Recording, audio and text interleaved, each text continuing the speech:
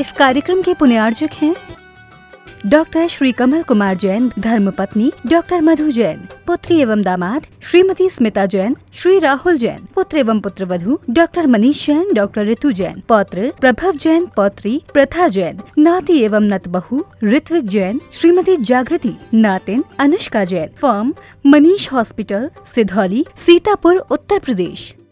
श्री रमेश चंद्र जैन, रूपलता जैन, संस्थान model public school एवं Jain model public school, Palam, Delhi. पुत्र इंजीनियर पीयूष जैन, पुत्र वधू शिखा जैन, पुत्र डॉक्टर चंद्रेश जैन, पुत्री इंजीनियर अंजू जैन, दामाद इंजीनियर अभिषेक जैन, पुत्री इंजीनियर संजू जैन, दामाद इंजीनियर संजीव जैन, पुत्री डॉक्टर हेमा जैन, दामाद डॉक्टर संजीव जैन, पुत्री इंजीनियर रचना जैन, दामाद इंजीनियर अखिल अग्रवाल, पुत्री इंजीनियर सपना जैन, इंजीनियर दामाद प्रांशुल जैन। श्रीमती मैना देवी सेठी, श्री अनिल जी, श्रीमती मीना, श्री सुभाष जी, श्रीमती सुमन, श्री सुशील जी, श्रीमती संध्या, श्रीमती राजुल जी, श्री विनोद जी, दीपक जी, ऋषभ जी, हर्षवर्धन जी, अभिनंदन जी, चहल, देव, युवान, अनिका, अरिहंत, शौर्य, रियान एवं सनाया सेठी, समस्त परिवार, दिल्ली, कोलकाता, बेंगलोर। श्रीमान रूपचंद जी, कमला देवी जैन, श्रीमान दिनेश जी, श्रीमती रेखा जी जैन, श्री दिवेश जैन एवं दिशा जैन, सपरिवार, निवासी व्यावर, प्रवासी मलाड, पश्चिमी मुंबई।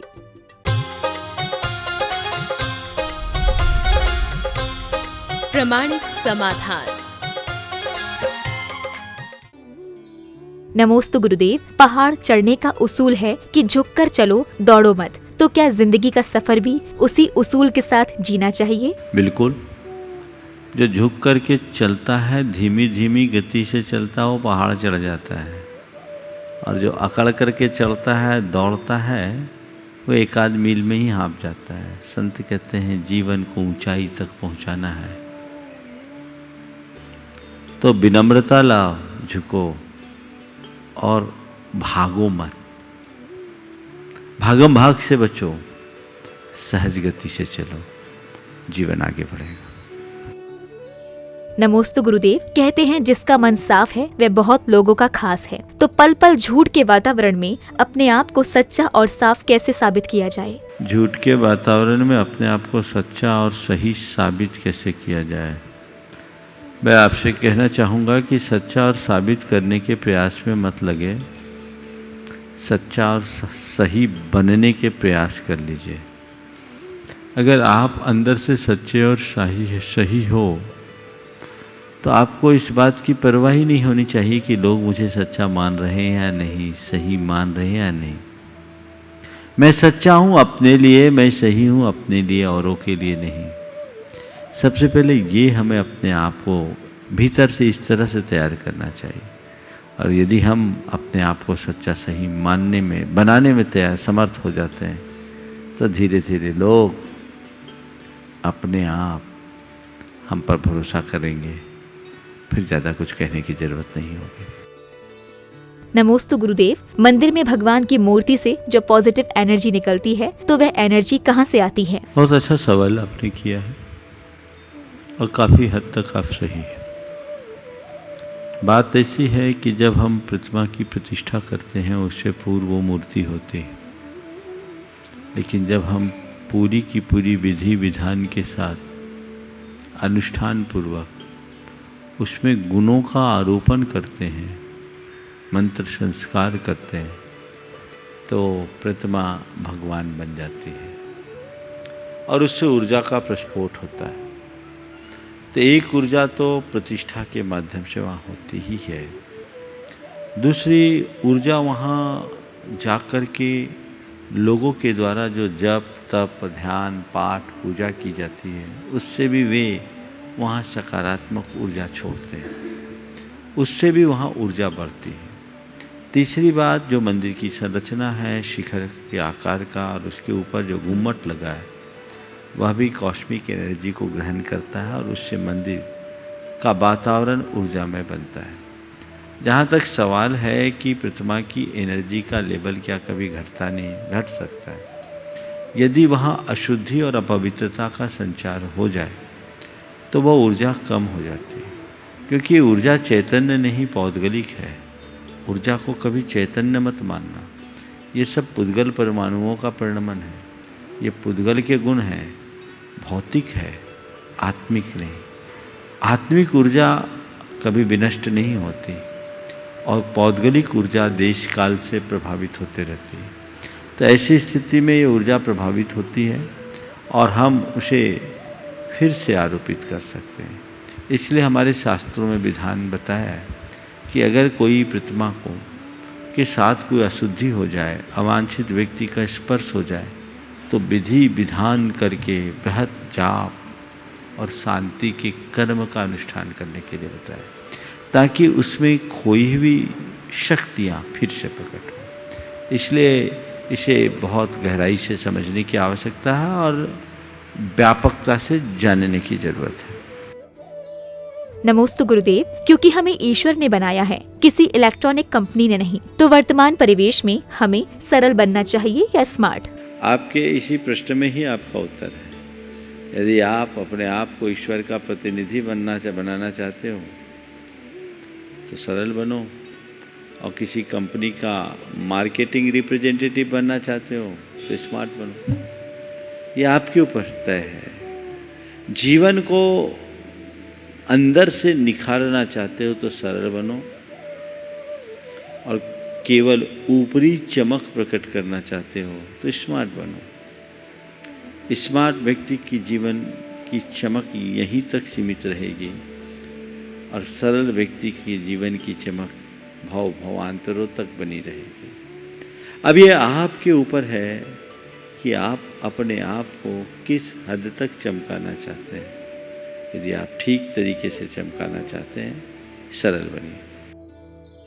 नमोस्तु गुरुदेव। वर्तमान की राजनीतिक और सामाजिक परिस्थितियों में लोकतंत्र व सभ्य समाज में न्यायिक प्रक्रिया में क्या सिर्फ रोक एवं दंड के लिए है या सुधार या पुनर्वास भी होना चाहिए?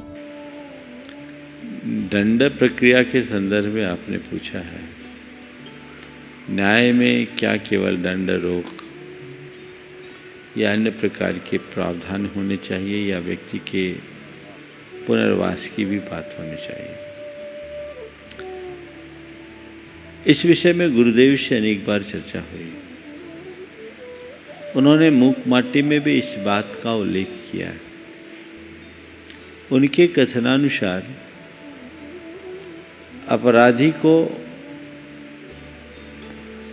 उसकी सजा केवल दंडित करने के लिए नहीं, सुधरने के अवसर के रूप में देनी चाहिए। इसीलिए वो मृत्यु दंड के भी पक्षधर नहीं, क्योंकि बुरा से बुरा आदमी भी सुधरने की संभावना रखता है, और यदि वह सुधार उसमें हो सके तो समाज के बेहतर भविष्य का आधार बनेगा। दंड से कोरा भय होता है और सुधार से रूपांतरण। भय मूलक स्थितियां समाज में बहुत प्रभावी परिवर्तन नहीं लाती, लेकिन रूपांतरण से बहुत बड़ा परिवर्तन होता है। आपने देश काल के बिगड़ती हुई हालत को देखते हुए कुछ संदेश देने के लिए कहा। मैं तो एक ही बात कहना चाहूँगा कि हर व्यक्ति के भीतर आध्यात्मिक चेतना का जागरण होना चाहिए। व्यक्ति को भीतर से आध्यात्मिक बनाना चाहिए। अगर व्यक्ति आध्यात्मिक बन जाएगा, उसके हृदय में पाप भीरुता आएगी और उदात्त जीवन मूल्य प्रतिष्ठापित होंगे। उसका जीवन नैतिकता और प्रामाणिकता से संयुक्त होगा। फिर उसके द्वारा अपराध और पाप जैसी वृत्ति होगी ही नहीं, तो दंड विधान की ही जरूरत नहीं पड़ेगी। हमें उस तरफ ध्यान देना चाहिए। दंड विधान लोक व्यवस्था को सुधारने के लिए सही है, अपनी जगह उसकी उपयोगिता भी है, पर मुझे इस दंड विधान के संदर्भ में विनोबा भावे का एक वाक्य स्मरण में आता है, जिस पर आज पूरी दुनिया के लोगों को विचार करने की जरूरत है। उन्होंने कहा कि कानून के बल पर हम वेश्यावृत्ति को भले रोक दें, कानून के बल पर हम वेश्यावृत्ति को भले रोक दें, पर हर स्त्री के प्रति हर पुरुष के हर स्त्री को देखकर हर पुरुष के मन में माँ, बहन या बेटी का रूप दिखे, यह केवल धर्म ही कर सकता है, यह केवल अध्यात्म ही कर सकता है। हर स्त्री में माँ, बहन और बेटी का रूप दिखे, ये दृष्टि होनी चाहिए। तो एक नैतिक जागरण से जीवन में एक बड़े परिवर्तन से संभव होगा, और वैसा हम परिवर्तन करेंगे तभी वह हमारे जीवन में घट पाएगा। नमोस्तु गुरुदेव। अपनी गलतियों का वकील और दूसरों की गलतियों का जज बनने से फैसले नहीं फासले होते हैं। तो फासले मिटाने के लिए हम अपनी गलती के जज एवं दूसरे की गलती के वकील कैसे बने? खुद के गलती के जज और दूसरे के गलती के वकील कैसे बने, ताकि उनके भीतर की कील निकाल कर हम फासले को मिटा सकें। देखिए, मैं तो कहता हूँ कि न हम जज बने न वकील। जज और वकील की जरूरत तो तब होती है जब कुछ गड़बड़ होता है। गड़बड़ ही समाप्त हो जाए तो जज और वकील की जरूरत क्या है?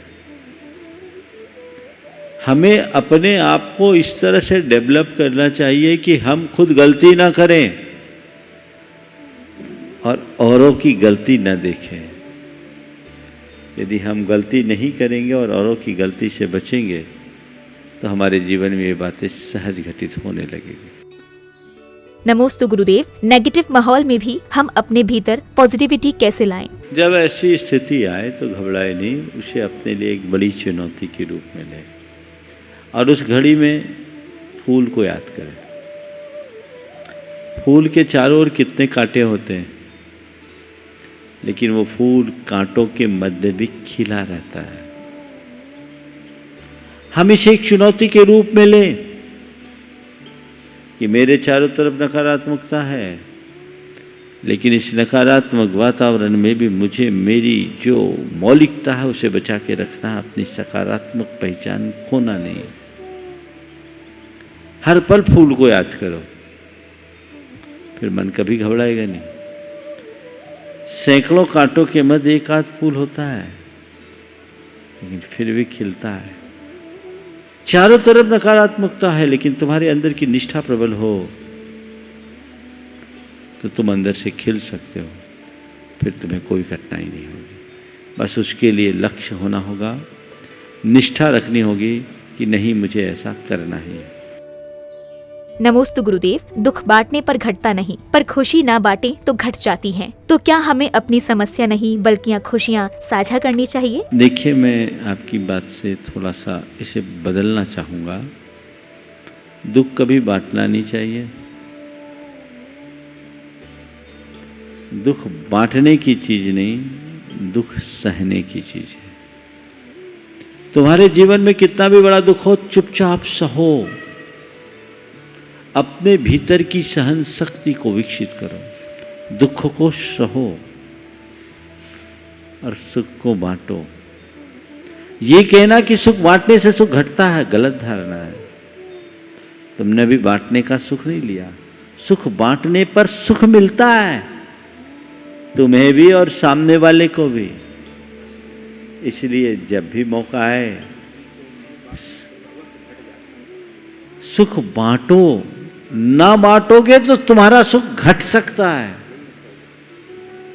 इसलिए ये सूत्र आत्मसात कर लो। दुख सहना है और सुख बांटना है। नमोस्तु गुरुदेव। क्या हम रक्षाबंधन में भाई के साथ पति या पुत्र को रक्षा सूत्र बांध सकते हैं? देखिए, रक्षाबंधन का जो मूल रूप है वो एक दूसरे की रक्षा की प्रतिबद्धता का है। भाई बहन के साथ जो ये संबंध जुड़ा, इसके पीछे एक बड़ा आध्यात्मिक दृष्टिकोण है। किसी भी स्त्री के सामने सबसे बड़ी चुनौती उसके सील की रक्षा की है, और स्त्री की सील की रक्षा की चुनौती उसे हमेशा पुरुषों से मिलती है। एक कितनी पवित्र व्यवस्था भारत की संस्कृति में बनाई गई कि कोई स्त्री किसी पुरुष के हाथ में एक धागा बांध दे तो उसी पल से वह उसका भाई बन जाता है, और कोई भाई अपनी बहन की सील को कभी खंडित नहीं कर सकता। भाई के रहते बहन का सील कभी खंडित नहीं हो सकता, उसकी दृष्टि बदल जाती है। इसलिए भाई और बहन के रक्षा को बांधने की बात है। ऐसा करके वो स्त्री अपने आप को पूर्ण सुरक्षित मानती है। पिता और पुत्र से तो कोई खतरा है ही नहीं, जिनसे खतरा उनसे। तो माँ जाया भाई एक प्रतीक है।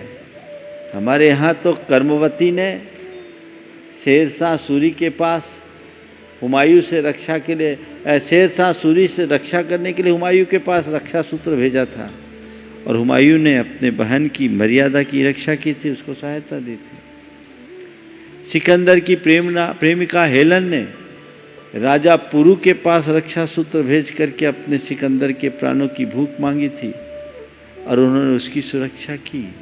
तो ये व्यवस्था केवल भारत में है, केवल भारत में है, जहाँ सारी नारी जाति के प्रति दृष्टि को पवित्र बनाने की बात की गई है। तो इसको उस दृष्टि से देखना चाहिए। तो भाई बहन का जो संबंध को जोड़ करके ये कहा गया, ये बिल्कुल सामाजिक स्वरूप में है। रक्षाबंधन बहुत व्यापक है। नमोस्तु गुरुदेव। इंसान रोटी पाने के लिए भी दौड़ता है और पचाने के लिए भी, तो दोनों प्रकार की दौड़ में क्या अंतर है? रोटी से विचित्र कुछ नहीं, पाने के लिए भी दौड़ना पड़ता है और पचाने के लिए भी दौड़ना पड़ता है। तो मैं तो इतना कहूँगा, रोटी पाने के लिए इतना मत दौड़ो कि पचाने के लिए दौड़ना पड़े। रोटी पाने के लिए इतना मत दौड़ो कि पचाने के लिए दौड़ना पड़े। मेरी दृष्टि में ये दौड़ बाहर की दौड़ नहीं, ये मानसिक दौड़ है। जो लोग रोटी कमाने के चक्कर में मानसिक रूप से खूब खटते हैं, उनको पचाने के लिए दौड़ना पड़ता है। मैं ये कहूँगा, रोटी पाने के लिए दौड़ना फिर भी ठीक है, वो श्रम का द्योतक है, पर पचाने के लिए दौड़ना बीमारी का चिन्ह। श्रम करके पसीना बहाकर रोटी कमा लो, एक मजदूर भी कमाता है सुबह से शाम तक, लेकिन वो पत्थर भी पचाने की ताकत रखता है, खाता और चैन की नींद सोता है। इसलिए कदाचित रोटी कमाने के लिए दौड़ना श्रम है, लेकिन पचाने के लिए यदि दौड़ना पड़े तो बीमारी के लक्षण हैं। ऐसी रोटी खाओ ही नहीं, इतनी रोटी खाओ ही नहीं, और ऐसी नौबत लाओ ही नहीं कि पचाने के लिए दौड़ना पड़े। अपने आप फिट रहो, दिन भर इतना दौड़ लो कि रोटी पचाने के लिए दौड़ने की जरूरत ना पड़े। नमोस्तु गुरुदेव। श्रावकों को सम्यक दर्शन की प्राप्ति का सबसे सरल मार्ग कौन सा है? देखिए, सम्यक दर्शन की प्राप्ति के लिए आचार्य कुंद ने दो महत्वपूर्ण बात कही। सम्मत तस्य निमित्तम जिनसुत्तम तस्य जानिया पुरुषा। सम्यक दर्शन की प्राप्ति के निमित्तों में जिनसूत्र और उसके ज्ञाता पुरुष। शास्त्र का अभ्यास करो, तत्व का अभ्यास करो, आत्मस्वरूप का निरंतर नियमित चिंतन करो, और उसके ज्ञाता पुरुष निर्गंथ मुनियों के सानिध्य और संपर्क में रहो। ये बहिरंग कारण। अंतर हेतु भनिदा दर्शन मोह सुख है पौधी। भीतर का हेतु तो दर्शन मोहनी आदि के 6 आदि है, लेकिन ये जिनसुत और उसके ज्ञाता पुरुष सम्यक दर्शन के विशेष निमित्त हैं। तो हम उनका आश्रय ले, धीरे धीरे हमारी समझ विकसित होती है और हम उसे हस्तगत कर सकते हैं।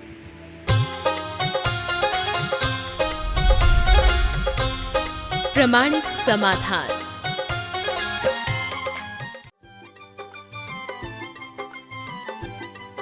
इस कार्यक्रम के पुण्यार्जक थे डॉक्टर श्री कमल कुमार जैन, धर्मपत्नी डॉक्टर मधु जैन, पुत्री एवं दामाद श्रीमती स्मिता जैन, श्री राहुल जैन, पुत्र एवं पुत्रवधू डॉक्टर मनीष जैन, डॉक्टर ऋतु जैन, पौत्र प्रभव जैन, पौत्री प्रथा जैन, नाती एवं नतबहू ऋत्विक जैन, श्रीमती जागृति, नातिन अनुष्का जैन, फर्म मनीष हॉस्पिटल, सिधौली, सीतापुर, उत्तर प्रदेश। श्री रमेश चंद जैन, रूपलता जैन, संस्थान मॉडल पब्लिक स्कूल एवं Jain model public school, Palam, Delhi. पुत्र इंजीनियर पीयूष जैन, पुत्रवधू शिखा जैन, पुत्र डॉक्टर चंद्रेश जैन, पुत्री इंजीनियर अंजू जैन, दामाद इंजीनियर अभिषेक जैन, पुत्री इंजीनियर संजू जैन, दामाद इंजीनियर संजीव जैन, पुत्री डॉक्टर हेमा जैन, दामाद डॉक्टर संजीव जैन, पुत्री इंजीनियर रचना जैन, दामाद इंजीनियर अखिल अग्रवाल, पुत्री इंजीनियर सपना जैन, इंजीनियर दामाद प्रांशुल जैन। श्रीमती मैना देवी सेठी, श्री अनिल जी, श्रीमती मीना, श्री सुभाष जी, श्रीमती सुमन, श्री सुशील जी, श्रीमती संध्या, श्रीमती राजुल जी, श्री विनोद जी, दीपक जी, ऋषभ जी, हर्षवर्धन जी, अभिनंदन जी, चहल, देव, युवान, अनिका, अरिहंत, शौर्य, रियान एवं सनाया सेठी समस्त परिवार, दिल्ली, कोलकाता, बेंगलोर। श्रीमान रूपचंद जी, कमला देवी जैन, श्रीमान दिनेश जी, श्रीमती रेखा जी जैन, श्री दिवेश जैन एवं दिशा जैन, सपरिवार, निवासी व्यावर, प्रवासी मलाड, पश्चिमी मुंबई।